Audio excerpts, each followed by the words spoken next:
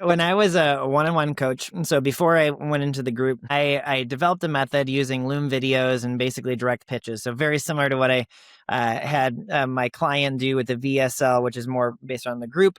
I was doing that every single day, 5 to 10 people, but individual videos. So I'd send you a video for 3 minutes of me basically saying, Ram, you're awesome. Here's what I like about you. Here's what I could do for you, open to a call, right? And I was doing that over and over again, and it worked really well to get clients in. And I got to a place where I was working the same amount of hours as my previous businesses in a coaching role. And Mm, I'm like, holy crap. Now, granted, as a coach, when you're making 30,000 a month, it's like blows your mind. And my wife was like, you're making so much more money than you've ever made as a coach before, but you're miserable.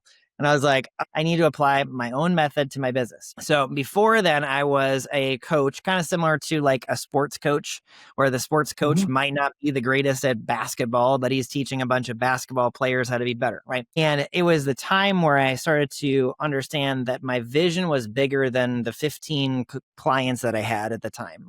And I had a vision for impacting 1 million entrepreneurs. Part of the reason why I'm on podcasts these days. Right? The only way that I would reach 1 million entrepreneurs is if I got out of my way and I started to apply my own method to the business. I started to make the switch from one-on-one coaching to a mastermind in 2022. In mhm. 2023, I wrote the book, The Agency Owner's Guide to Freedom, and I also launched the podcast and went through 200 and some episodes. I think we're at 270 or something like that since 2023. That was a time where I started to apply leverage for growth, the things I'm teaching my clients, to my own business. And it was as a radical change. I started to realize that the same transformation that I'm teaching my clients to do, I'm doing myself. But I do find that I'm in the middle of coaching somebody and I'm going, oh my gosh, like that's actually what I need to do.